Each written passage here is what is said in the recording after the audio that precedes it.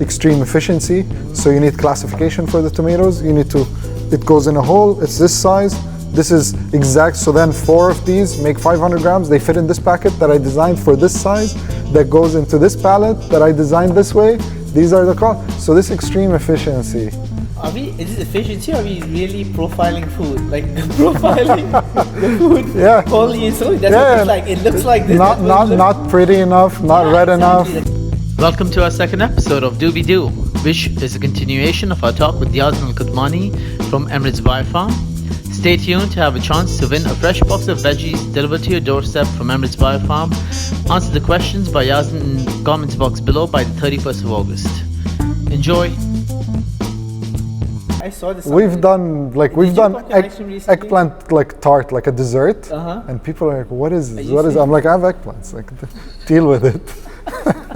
It's not going to the dump. There's no food. As one of my colleagues, Dima, who's in events and marketing and is behind a lot of the things I talked about with the tourism. Yeah, so no vegetable left behind. But you should start a movement. I think that's a movement you should start. We do a lot of things at Emirates, but yeah, we're farmers and distributors in the webs. Well, we're trying. We're trying. That's why I'm here. It's such a big issue globally. Like I screen documentaries a lot, and I screened this documentary saying it's a German documentary back in 2007 or 8. We Feed the World. That's what it's called. And back in 2007, they said we produce food for at least 12 to 14 billion people globally in terms of agro. But we still have 7 billion, we only have 7 billion people on the planet, and 3 billion are not well nourished. Yes. Can you imagine how much food is lost because of the food chain, politics, economics, sustainability? Yes. And convenience. Most of the time, the problem is convenience. Blemishes as well. There were so many other. Yeah, the ugly fruits and vegetables. Do you have issues with that with local producers? Of course. Yeah. But don't you put your? I mean, doesn't the government interfere and say it's a blemish? It should be. It's up to the consumer if he wants to buy it. The supermarket should store it. As I said, the government here is a free market, and the market should solve itself, right? So if no one wants to buy your crop, then it's your problem. The government can't come and be like, you're producing ugly vegetables that's deformed, you have to buy it, like force someone to buy it off you. It's more about education. It went to, like we said, you want this extreme efficiency, so you need classification for the tomatoes. You need to, it goes in a hole, it's this size. This is exact, so then 4 of these make 500 grams. They fit in this packet that I designed for this size, that goes into this pallet that I designed this way. These are the costs. So this extreme efficiency. Is this efficiency, or are we really profiling food? Like profiling the food wholly and solely? That's what it looks like. It looks like this. Not pretty enough, not red enough. The color of the vegetable, what size it is, what scars it has on it. That's a funny way of looking at it, yeah? No, but that's when you described that, the first thing went to my mind. You're profiling the food, but the foods should be profiled nutritional value, nothing more than that.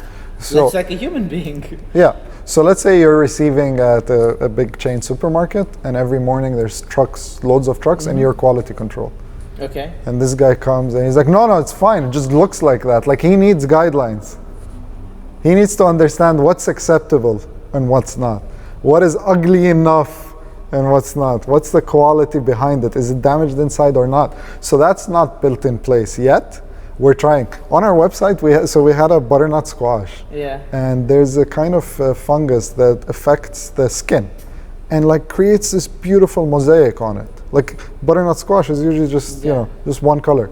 And this thing is like sketched and it's completely rejected. Obviously, no supermarket will accept it. If you just scratch it, it's perfectly orange on the inside. It's the same quality. There's nothing wrong with this. No, nothing's wrong with it. Okay. So we put it up on our website, and it's just save the butternut, and I forgot what the term was. Dima came up with it, and I think it's beautiful, and people really responded to it. And did they buy it? Yeah. 400 kgs didn't go to the landfill because of people supporting it. How much? Okay. And I gave a good price. I gave a better price than conventional. Did you put anything in the landfill? From them? Yeah. We rarely waste. Wow, epic. Because we have a restaurant. And then if the restaurant didn't make it, we pickle it. And if it didn't get pickled, then the chickens eat it. If the chickens, then the horses eat it, or the goats eat it. No, respect. We don't like to waste. Okay. We don't. Why don't you bring that mindset to the suppliers, sorry, the supermarkets. What about food? What about restaurants? They use a lot of food. Yes. Where do they get their source with the With- produce from? Farmers, traders. And the reason is because of you want stability, quality, so you want the guy to deliver at the right time. You're dealing with a farmer. He's not going to show up next day, not pick up the phone. I mean, if you're talking about traditional farmers, you're not talking about sophisticated people that are marketing and sell. You need that middleman to give you that assurance. And that is what happens in reality. And that's why this new breed of farmers like us are there now, to like a hashtag no middleman. Yeah. It's like I'm gonna do this job. Come to me directly. But when it comes to restaurants, it is very difficult because you have a menu. I need butternut Consistent. all year round, and I'm like, no, listen, I'll give you butternut 2 months a year. Like, Are there no seasonal restaurants out here in the so Tom Arnell has been one of our best supporters, and the reason is because he's a chef and the owner. Okay. So he understands. He's Very you can ask, what do you guys have? And we have this, and then make a salad, put it on a display. It's not a menu. It's not, they just make, and there's a lot like that now. and it's growing. Yeah, but they just don't like to put a special and then next day, it's not available not- anymore. You need to improve the But I consistency. think that's great. You go to the restaurant, you have new food every day, and you try different stuff. And I think I've been seeing this around the globe for the past 10 years. And a lot of people thrive. I've seen a lot of restaurants which open once a week. That is the future. Once a week. Again, And- convenience was our problem. We wanted the exact same menu. We like this food. Like imagine, That's a mindset. let's say, but imagine what's a favorite like fast food. Let's say McDonald's, for example. Let's say that's not people. being McDonald's, Let's say you people that are. invented Let's say people are. But that is, like in the U.S. Let's say Applebee's or Chili's I'll do or Applebee's, but not McDonald's. whatever big chain is. A they Cheesecake want to consistently Factory. have the same thing They every can't day. be like It's difficult because of costing, because a lot of There's a lot of, reasons. I think logistics. Menu development, all of that. So we need to go, and this is what's happening. Local. So you need the local farm, and you need the local restaurant, and we need to We need to change mindsets. That's decouple from we need the exact same coffee all around the world. This is what we have been doing for the past 40 years now. Yeah. Is focus on efficiency. And like I said, it has afforded us so much luxuries, but these luxuries came at a cost. And now people are like, no, let me go back to the farmer that's not as efficient, but he has his cows, he has his chickens, like the traditional farm you would imagine. A family farm, but it's local, I buy from him. He doesn't have this product, tough luck. I'm not having watermelon today. I don't need watermelon whenever I want watermelon. Like, That's the mindset you got to adopt. if No we matter if what we level wanna if we wanna be sustainable, we can't continue the lifestyle we have. And This that's- is the honest truth. True, but I think that's going to bring us to the next topic, which is going to be the future of farming. Yes. Which is Trying to on-demand answer farming. all These these questions you can everything I have. just brought up. They're trying to answer. Exactly. Yeah. You can have what you want, when you want, off season, on season. Same when you want it. quality every day. Absolutely. To all the year T. round to the T. Okay. Extreme. So Before we move on to that, Yeah. before we move on to that, I want to continue. wait. We talked about three things when it comes to What do you want from the consumers? no. When we talked about health, environment, food security. Yes. Food security again is that one country can be very efficient and do it well and very sustainable, but you're trusting them, and then should you have your own? Like currently here we don't have wheat and rice, and it's like 50% of the food. But they should trust what's grown locally, of course, because they want to keep it sustainable and grow it. The more So they support it, the more it'll grow. then if growing locally is not as sustainable as growing in another country that has the resources, the water and the soil, should you do it just for food security? And that is the tough questions that governments have to answer. And that is why they're looking to the sustainable options where it's like increase my productivity, but at the same time, increase my sources of importing. So don't import from the best importer only. Try and find other sources as well. So it's just food security because humans aren't perfect beings, and we have to, conflict is real. COVID, stop travel worldwide. Self-supply, I mean. So yeah, you had locusts, summer is coming. Yeah. So I mean, yeah. Well, So these are the three things that people should consider why to buy local: well, health, environment sustainability, and food security of the country you live in. If you're not buying the product of the farmer goes out of business. All you have on the shelf is imports. You're happy they look nice, but in a bad situation. Nutrients, it's not And in the a bad same value of nourishment. Yeah, and in a bad situation, and you can't import, and countries decide, okay, we're not going to export our food, then you're in a bad situation. So that's what food security is about. For me, food security, of course, the government has to probably respond to it, but from my perspective, you're a person, you're an individual, you're independent.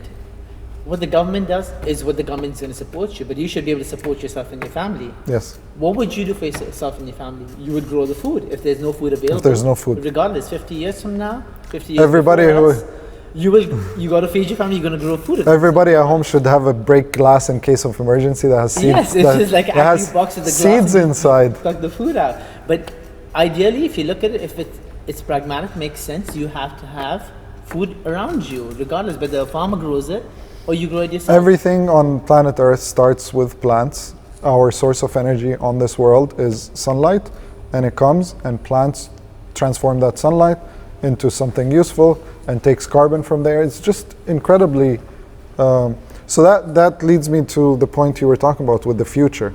I just want to start it with, I feel like we're at a crossroads, and one road here, if you want to imagine with me, is beautiful nature that we try to, that we already, we explore and travel and see, and beautiful meadows and all these areas, and a rich Amazon forest, and a rich ocean, which we are destroying, right? You see now plastic Absolutely. everywhere and all these issues. We thrive in, we're destroying. So do we want to protect these? So more environmental laws, more sustainability projects, push for that?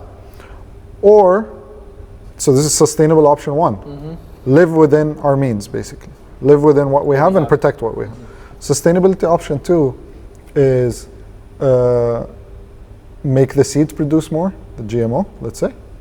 Cancel the environment, so you soilless, let's say agriculture, warehouse, LED lights, don't need sun, and you have the chemical fertilizers, don't need animals to produce that, and you are controlling every aspect, but it's really cold and it's not nature, okay? Cancel nature. I don't need birds, I don't need bees, I don't need anything, okay? No I controlled everything. We do the pollination manually. We figure out a way for a solution for everything, okay?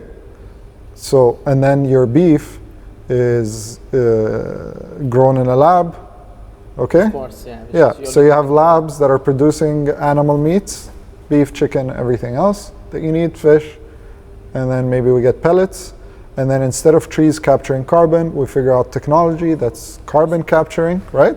And we have these beautiful concrete cities with warehouses where we get our food. We don't go inside because of biocontrols and whatever, so we never see it anymore. And you have huge machines that are collecting carbon, and this is sustainable. This is the sustainability we're talking about. I just hate it. I absolutely hate it. That is the problem. Well, that's a very that's a dystopian way of Well, that is where we're going, no? showcasing sustainability. Listen. I completely give into what you're Listen, saying. 100 years ago, you would have told people, listen, our grass is plastic now. They'd be like, what? Why would you? What are you talking about? And that is the reality. Now, even in the US, and yeah, it's plastic grass. Is that the nature we want? Like fake trees and fake everything? Anybody wants, but I think. But that is where we're going. I think efficiency-wise, we produce and we're going to create everything we can efficiently, and it will be utilized for the good or bad of humanity's desires. It will be done. I think what we've got to call out to is what appeals to our humanity, and what we stand for at the end, the essence of where we thrive, and where we want to be ourselves, where we see ourselves, our future generations seeing. Now, I think that's a big question in terms of what people want and what corporate wants, or what large corporate control wants. Yes. In terms of when it comes to agribusiness completely. And I think government has a huge say or decision, a say in that of how they want to take it forward. Yeah. So back to the tech that I was talking about, that we were going to talk about. The future of agriculture, Unfortunately, a large part of it's going to stay the way it is. There is a new tech that's going to come on that'll manage irrigation better, that'll manage, let's say, spraying pesticides better, harvesting better, more automation. Okay? And then there's the high value sensitive crops, which are grown hydroponically, which now we're seeing coming online, vertical farms. And all of these are currently for like lettuce, herbs, and cherry tomatoes. Because if you input any other crop, the financials don't make sense, or the system can't grow it. It doesn't make sense to banana trees, okay? Yeah, I don't think can you give banana trees in vertical farms? Oranges, apples, banana trees, mangoes, papaya, like trees, okay? Trees, forget trees. So what and then forget the main agriculture crops that destroy the environment. So you're saying this is a solution. So now I'm not talking about as a businessman, I'm talking as a human that cares, right? Okay. The solution to destroying Amazon forests and all of this is, let's say, vertical farms. But these crops that they're destroying the Amazon for isn't lettuce. For the isn't lettuce. Yeah, absolutely. They're growing animal feed, wheat, soy, corn, soy, rice. Okay? That is 80% of agro. You add trees, like what we're talking about, lettuce and tomatoes is 5%, whatever. Of global agri. Even less. 5% is all vegetables. These vegetables that aren't the maises and the wheats and the fruits and the trees and the animal feed. Animal feed is a huge one. Yeah, I know, it's 40 to 50%. Corn and animal feed, yeah. And biofuels and animal food.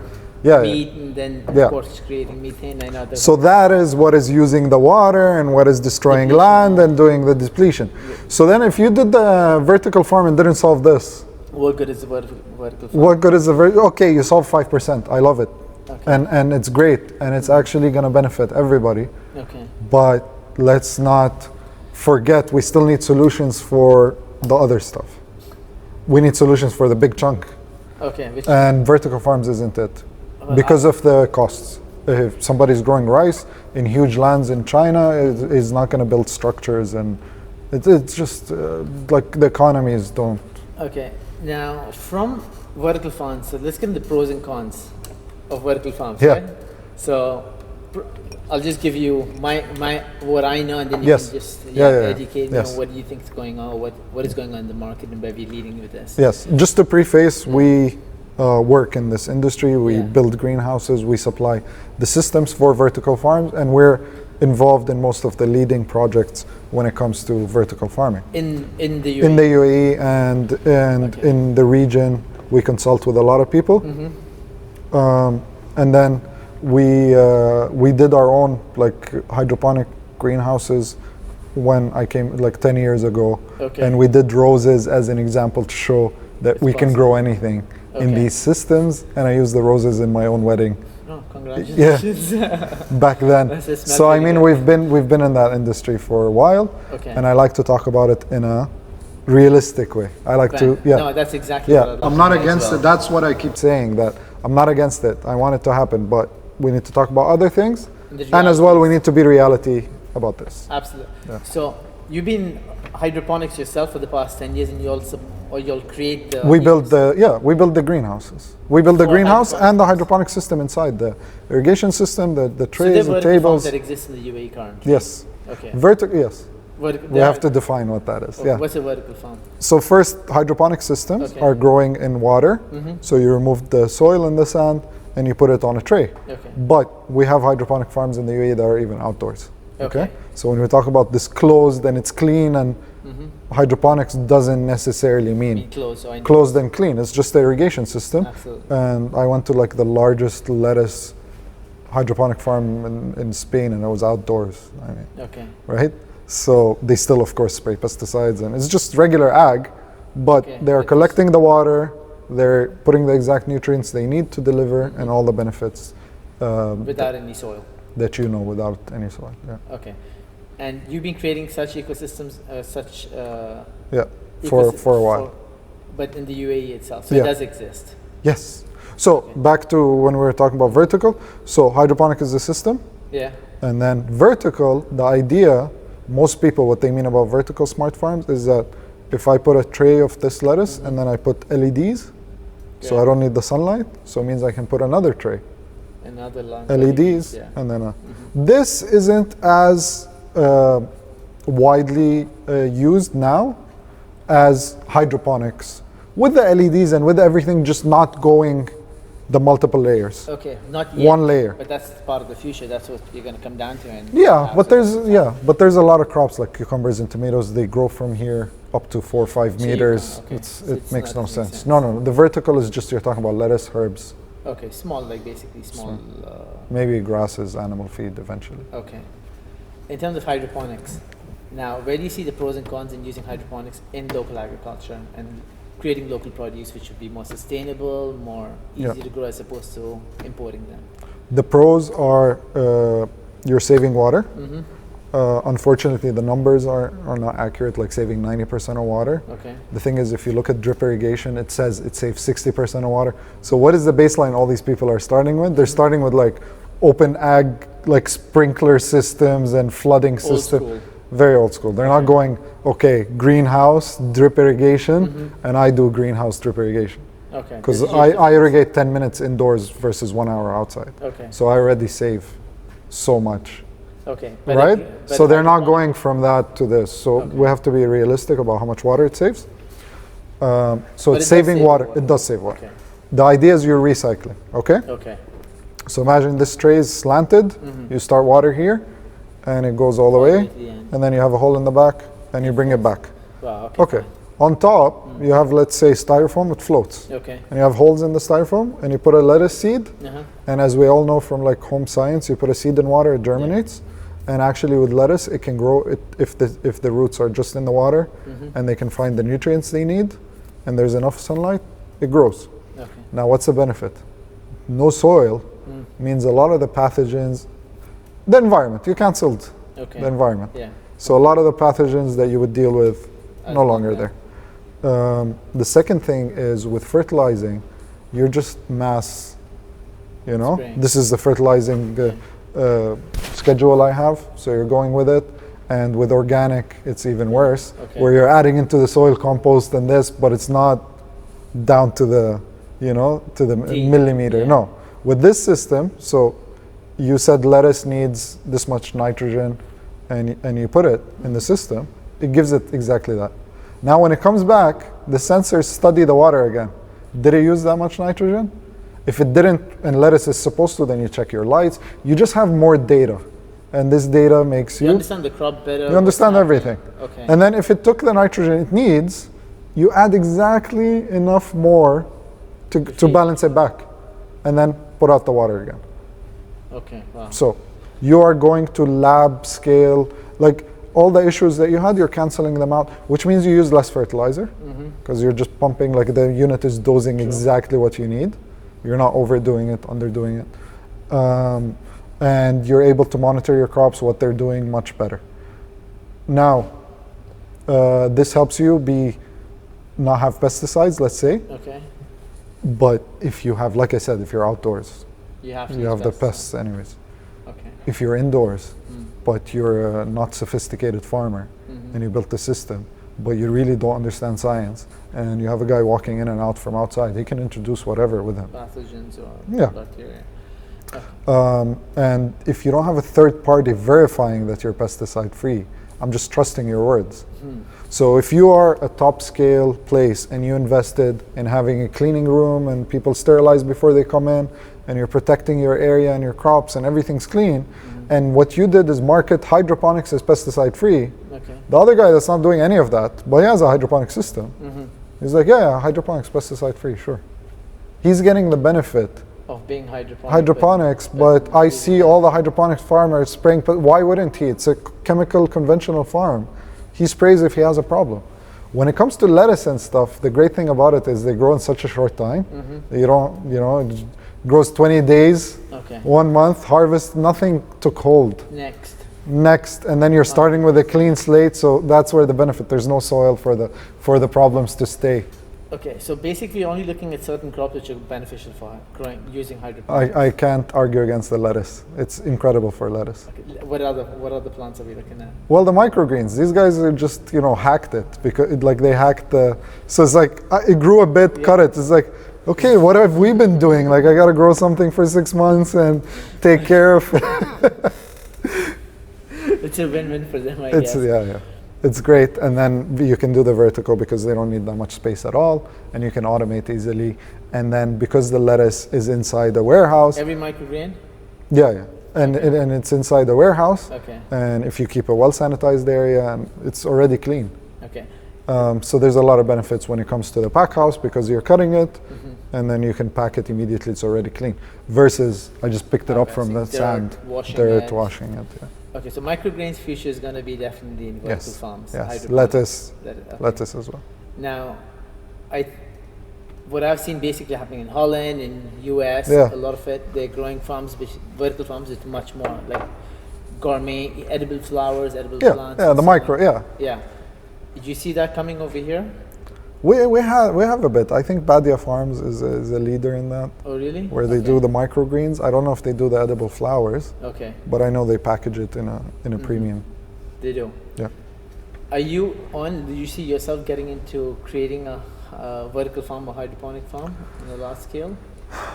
Well, I never want to box myself in. I don't know what the future holds. Okay. But right now, like I said, it's a belief system, right? At the end of the day, not everything is okay. This makes money.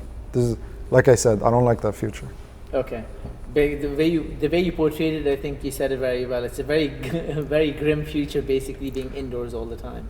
Yeah, And this take the essence of farming, canceling, I guess, like old school. humanity overcoming nature, like cancel nature. I'm growing right now. I'm in the farm, and I feel good. And people come and they feel good. We're within nature. We're part of nature. We're not trying to destroy it. And like, no.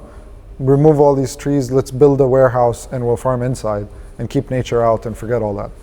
Okay, then we really don't. Efficiency, yeah. But Yeah. this is like getting people out of the village and making them come to the city for a better life, for better everything, and making more efficient, making. And then they're sick, you give them this, and they're sick with that, you give them that, and then their dream is to go back to the village and own a house But that's it. Now, if you go and for- garden absolutely.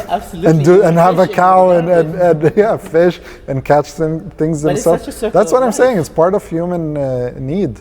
Do you think we come to a point where we will have to? I mean, because efficiency. But you know scale what and you said is very population- important. Is that people are moving away from farming into the city, and now you have to feed them, and you have to become like the small scale farmer is suffering, and you need large ag tech to solve for that. Yeah. Do you need large actors to solve that? I think you need large actors to educate the next generation of where food actually comes from. Maybe Yes. that's one reason. That's where home gardening is super important. Home gardening And you'll support that as well, I think. We have EBF Academy. Okay. So EBF Academy right now has all the resources online. Okay. You go to it, and we're lucky to work with some of the best like home gardeners in the UAE. Oh, wow. And they're linked there as well. You can Okay. visit their pages, but it says how to plan a home garden. Part 1, Part 2, Part 3. Talking to you about pots, talking to you about in the ground or in raised beds, or then talking to you about sand, soil, then talking to you about this is all online seeds, for free? all on EBF Academy for free, not in this, like Paid or- clickbaity, No. like Titles, trying to do SEO where it just keeps repeating. Yeah. Grow your wheat. Grow your- grow your lettuce in 1 week. Yeah, and then it's like 5 steps. How to insert Yeah. seed. And 30 No. days later, there's no lettuce in these. So then there's articles grow like eggplant, grow basil, and Okay. and there's recipes. Yeah. Okay, I think EBF Academy is definitely okay. And before we want to keep building. We keep adding to it. And it's all the people on EBF Academy are locally based. Yeah.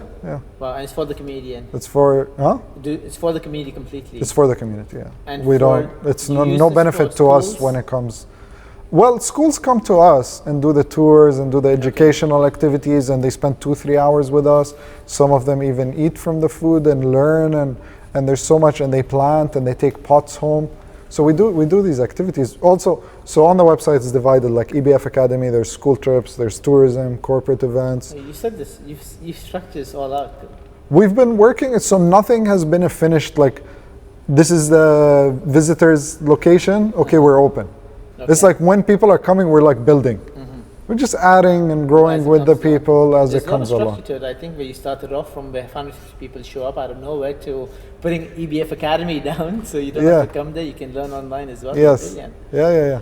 And I think the more the community learns about farming, learns about nature, they'll make their own decisions. I mean, like I said, like we were talking about, the benefits of hydroponics are great for the things that work for it. But then we still have trees, and we still have the issues that we're talking about, which is the animal feed with the cow industry, the meat industry. Everybody now is aware of like the costs. I don't think a lot of people are not aware still. A lot of media. You think? But We I have are in arguments with echo my chambers. friends. We think like we all know, like Yeah, we're but- all talking about the same thing. Yeah, It's just we're all talking to each other.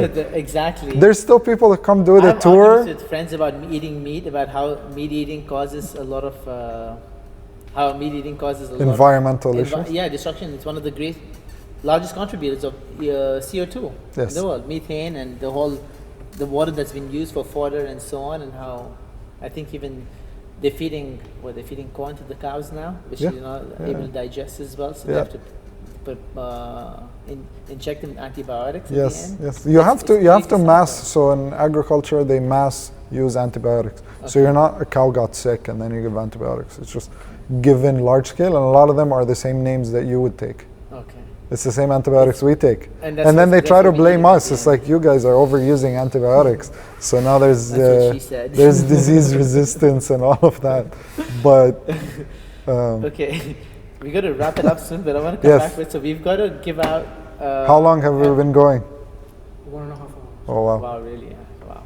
I wasn't expecting that. I thought it'd be even 2. But, okay, so what are we going to give out to our listeners? What do you want to give out to our listeners? I want to give out a veggie box Okay. to their home from the farm. Wow. We have a few things. So since we closed to visitors, we pivoted. We make pickles and jams and herbs, and we bake our own breads. Okay. And we send it as farm-made products. So we're gonna give out a box. Yummy. Okay. Yeah, Farm to table, literally. farm to home. Carbon neutral, carbon negative. and so Well, on. you know, it's a tough argument. At the end of the day, farming is using resources. Water is a limited resource in this region, and unfortunately around the world. If you look at even Absolutely, South Africa and especially. California and a lot of cities around the world have to answer this question: how are we going to get water? so far. But this is the same question everywhere that we have Everyone to. have to answer this question eventually. Yeah. So what we're trying to do is use the water as efficiently as possible, and we're going to introduce fish into our irrigation tanks. So instead of the water, we already collect the water and we use it. So if we add fish, so I'm not getting more water just for the fish, I'm using the same water. So I'm increasing the efficiency of the water, where now I'm producing tilapia. And then the tilapia waste is a fertilizer. So that goes into so organic is also about trying to have that circular economy within the farm. That's brilliant. Are you the only farm doing this right now? No, there are other farms that have started. It's called Aqua Culture. Aqua Culture, yeah? Yeah. Fish And then farming? Aquaponics is where you mix the fish with hydroponics. So you're doing the fish thing as I'm doing, Oh, wow. and then it's going and then recycling. Unfortunately, you suck at producing fish and you suck at growing vegetables. But I mean, people will figure it out. I think. It's very difficult because, you know, hydroponics is built on I'm calculating how much nitrogen, and with the fish, How much you got to feed it's it not as well. studied. Yeah. I think and, that's where tech would come in and change the game completely. Scale, economies of scale. Yeah, So if I come and I'm like, I'm gonna do this high-tech greenhouse, but it's 5,000, whatever it is, let's say, 1,000 square meters, and I invested this tech and this know-how, and you bring in people, then the economies don't make sense. We need large scale Large so scale, that the same system, Make it cost yeah, effective. as you well. have to get cost effective with it. But I think as much as I and you do not want it to go there, it looks like it's gonna go there somehow. It will. Inevitably, it will go there, and I think I just want to keep a voice for sustainable agriculture and organic and different things because we still need it. So like I said, if we solve for these few, then we have a huge problem still going on with the meat industry, with everything, where we need organic to answer that because there isn't one that's for everything. Absolutely no. There wouldn't be one, and I hope there's never one. But you know where I see this going down the line? Just thinking out loud. I have so many epiphanies in my head during this conversation. Yeah. In my head, you know how to go stay in the Amazon or go to an eco resort, you pay much more now. Yeah. So if you go back to where we came from, the roots, It costs you money, yeah. It costs you much more to go stay in a village in the middle of nowhere, where we actually came to build cities. And I see this where eventually it'll come down to. Believe it or you'll not, probably pay gourmet at top price for fresh farm vegetable grown in the green produce, as opposed to something grown in the factory, which is grown in the sunlight, would get a premium as opposed to what's being grown in the city. Yeah. And I think naturally this is what it'll come down to. Yeah. Somehow I hope I'm wrong. To be very honest, I hope it doesn't come to that point. But if you look at the way the world is working, we're urbanizing, centralizing, keeping everything so close to us. So it's easy and convenient for us, but we completely miss out on the whole essence of. Like I said, I think it's a human need, right? That you need to be in real nature. You can't come to a city and just not touch soil in 5 years. Absolutely. Handmade, you get handmade produce or like fresh farm grown produce would be so much more valuable. And my advice, people need to farm at home, like home garden. And they need to realize that you're not doing it to get tomato or to replace. Like somebody came and he said, yeah, we produce this much and we realized my water bill is more than if I just bought the vegetables. And I'm like, you're missing the point here. Right? You're obviously not going to be as efficient as farmers and make it cost efficient and all of that. Obviously you can, people that are, but it's about the life lessons for your children. Now everything is just on demand, and farming is, okay, you put it and it's like, now what? Now we wait. Now we do this every single day. You get up with me in the morning, we water it, and you'll see nothing happening. It's just life. And then you'll see it slowly, and it might die. And you start over. And this teaches life lessons that nothing these days kids are doing yet. Kids are, I want food, get it. Amazon, delivered. I want anything, a game, you play it immediately. So this is the only thing that I do with my son at home, even though it's my work. And I'm not great at it, right? But we're learning together. Okay, these seeds, like now we have date seeds, moringa seeds, tomato, like he ate a tomato, he didn't finish it. Okay, let's go plant the seeds. Wow. And then we're sprouting and we're talking about that and how to grow it. And he's just interacting with nature. And he pulls out carrots from our home garden, cleans it, eats it raw. No kid would eat a raw carrot. My son wouldn't eat it, right? Yeah. Even cooked. Like it's a struggle. But because he's involved and he has appreciation and he knows where this came from. It took us 3 months to grow this kind. And he's watering every day and he loves it. He wants to show people. You should record. You should film these. Yeah, sometimes I put up during the lockdowns. I'm like, well, guys, here's my garden, and it's very small. And I think that's such. You know what you said. Yeah, collecting seeds with him, like the basil flowered, and then okay, kids come see, and that's the seed that we started with at the beginning. So now look, we're back to square one. They're understanding that there's a cycle to life, and you can grow and have your own things without the need of anybody. And it's empowering too.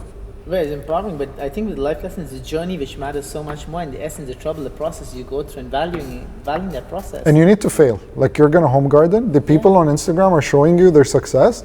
They killed 30 plants before this one pretty one, right?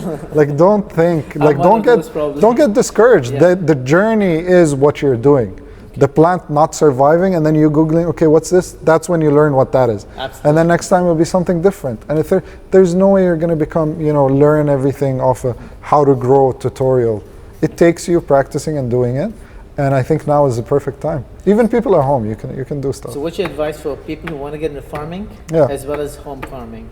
Well, home farming, go to EBF Academy, start there. And that'll... What's the site? EmiratesBioFarm.com, and then on the front page you have EBF Academy, and it'll show you how to start your home gardening, and there's a schedule too, which a lot of people miss. The schedule is when do I plant what in the UAE. It's on the site as well. It's on the site, yeah. Okay. Yeah. And for people who want to get into farming themselves? Now there's a lot. I think that is the benefit of this agri-tech and hydroponic, is that it changed the worldview, because everybody now wants to be, as an entrepreneur, now you can be in farming. When before farming is considered, you never hear about a rich farmer. Like a farmer is always at the bottom of the, right? So now this tech is getting people excited, it's getting people interested. I think that's very good. Okay. If you want to get into it, visit farms in whatever country you're in whatever region you're in, and talk to farmers, and that's the only way you will learn about what's going on and if it's for you or not. Okay. Yeah. Do you have any volunteer programs? Or We have to do it. I mean, the number of messages, people are like, listen, I'll work for free. Just let me come work. I want to What's leave keeping you? and be in a field and harvest. There you go. It's, training. People don't know what to How pick, long when do to you gonna be pick. there for? Maybe you should put certain tenants. They have to come there for 1 month at least. One of our volunteers, so we do have some volunteers, but it's just like the most persistent people. Kay, who helps us out, like when I need, I'm like, hey Kay, we have an event or something, can you come out? And she kept like, I want to volunteer here and I want to be on the fields. We have a farm back home in Goa, Okay. and I want to learn. And I'm like, yeah, Goa but, in India. yeah, but I don't have. First of all, the climate here, everything's different, and there is no like hang out with an engineer who's going to sit and explain. And she's like, no, I want to work. I'm like, working is, and literally people would be doing tours, and you'd see a field, let's say, of our workers, our colleagues, and then this girl in the middle just harvesting beans. Okay, like she did beans one day. Like I made it to see how serious she was, and she did beans for a whole day. She's like, I never want to see beans again. Like it's just, once that 1 hour, 2 hours of Yeah. excitement is gone, it's like, okay, now I'm doing physical labor. Then you it's realize like weeding, you. doing weeds, just removing the weeds, and then harvesting and all of these things. She did it for about 4 days, which is amazing. Wow. Yeah, and then she comes back on weekends and now can do tours and can explain. And Okay, put it out there now. When is the volunteer program going to start? we're gonna try to do it for next season. It's So one of the things that we November. have. Okay. Yeah, we're gonna try. Hopefully, I'll have you back in November, and you're going to give us good news then. Yes. Okay. Yeah. Now, you're going to give out a veggie box or box with all, I think, produced from the farm or whatever you'll make at the farm. Yes. What do people have to answer to get that box? It's going to be one winner Okay. of the box. They have to answer this question. What's the question going to be? What's the question gonna be? Let's make it a little bit hard for them. So how are they answering? They're typing. They'll have to type in It's in to the our comments? social feed. Yes, Yeah. into a comment most likely. Okay. So we can do. What's a hybrid seed? Let's see if they've been listening. We could do that. I but mean, you they can Google. Google that very easily. But I mean, what is something they can Google? Let's focus something on that, on your produce, something on the produce that you create, which probably people don't. Something about the produce, or compare your produce with one other, something which grows, so they learn something as well. I'm sure. What's a new type of? So I talked about that a bit, but That's fine if you talked about it, but it's something related to produce from UAE or something that generally people would not know unless they're from the industry. unless they're from the industry, Or unless, you got to be a foodie. you got to be a foodie to do it. Yeah. Or at least know about it. Or it's educationally even. It doesn't matter as long as it's something they learn.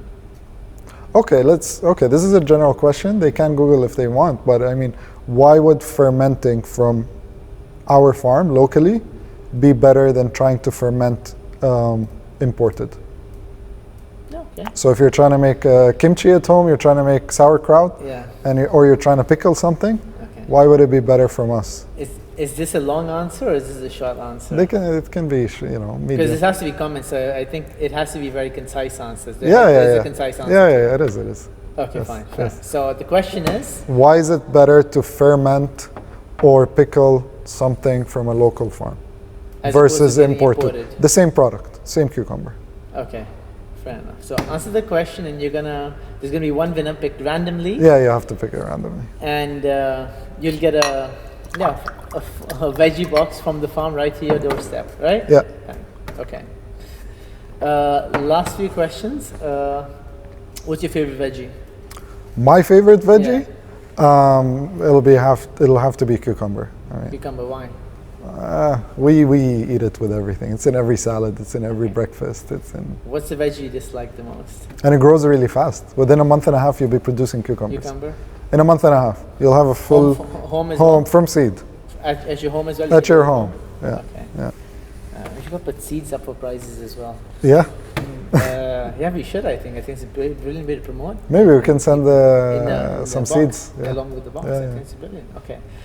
What's your favorite? What's the veg you dislike the most, or crop that you dislike the most? I would say onions. Onions. Why? It's not that I dislike it, it's in all the food. I love it in food. Yeah. But I mean, as a crop, it stays forever in the field. It smells like onions. Wow.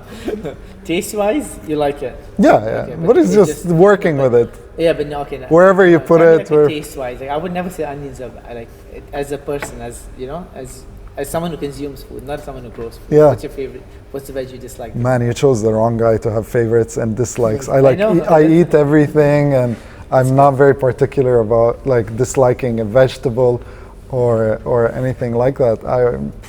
I would say microgreens. I don't get it. Microgreens, no. Okay. Where can people find you? EmiratesBioFarm.com, Emirates Bio Farm on Instagram, and when it comes to our consulting, it's 3Y AgTech. Repeat, spell that again. 3Y. 3Y. Yeah, the number 3. The alphabet Y. Yeah, and then it's dash ag, AG, and then tech, TCH. TCH. That is where we consult and do research and all that. .com, yeah. But the website will tell you like coming soon. Okay, fine. But I mean, you can reach out to us. Okay, and that's already live and kicking. Yeah. Okay, fine. Any advice for local community? Is anything you want to share with them for them to support you in any way? Well, buy local, whether organic, non-organic, hydroponic, whatever it is. Support Emirates Bio Farm. Emirates Bio Farm, not Emirates Bio Farm. I mean, you can find us on the website. We deliver direct to your home. But buy local at the end of the day. Support your local farming community. If you are happy about all these local farming initiatives coming up, somebody needs to buy the product, and we need to show the supermarket that the demand is there to keep those projects alive and growing, yeah, and get more and become maybe a producing country. I think right now I would say we are actually advanced in high-tech agriculture compared to other countries. Wow. Yeah. But what other countries? Well, I mean, Holland is like, a lot of tech is coming out of the tech research, but applying it, like taking it and immediately creating, we are about 10 years ahead of a lot of countries. Really? Yes. Yeah, This country moved really fast, yeah. Wow, impressive, in the region. In the region. We delve into this, I guess, off the camera, because the ending will be gone for another 30 minutes. Okay, yeah. Thanks a lot for coming. Thank you so much for having me. I learned a lot myself. That was a lot of fun, yeah. It was, actually. Yeah. And we get you back in November, hopefully. Yes, and then it'll be the beginning of the season, so we can talk about what's new. Give some volunteer placements as well, what's growing, Yes. how many reapers do you have? Maybe Yes. have a chili contest online. Maybe come harvest chilies is Maybe the next one we could do on site, perhaps. yeah? Yeah. We can do it in a field. Huh? Outdoor podcast. We can do it in a field. Yeah, I think that would be actually really good. Yes. And we would have food. Yeah, Catering, and we can vegetables. Have, we can showcase as Yes, I yes. You know what I really want is chili competition. Just I'm get in. people out there. Let's do this. Okay. All right. I'm gonna close. So thanks a lot for coming again. Thank you so much. And thank you guys for listening. It's the first podcast. I'm really glad Yazen came in for it, and thank you all for listening. To win the prize, just mention in the comments below, whatever social feed I'll be putting it in, I'll mention it to you as well. And the comment section, you can find Emirates Bio Farm's link at the comment section. I'll fill it in the notes. We'll answer your question before the 31st of... It's August, correct? So by 31st of August. And thank you, and I'll keep you posted on the next episode. Thank you very much again. Have a good day. My man. That was good? Well, that is the end of a second episode. Thanks for listening in. Hope you enjoyed the talk. You can answer the question in the comments box below to win that fresh box of veggies delivered to your doorstep, courtesy of Emirates Bio Farm.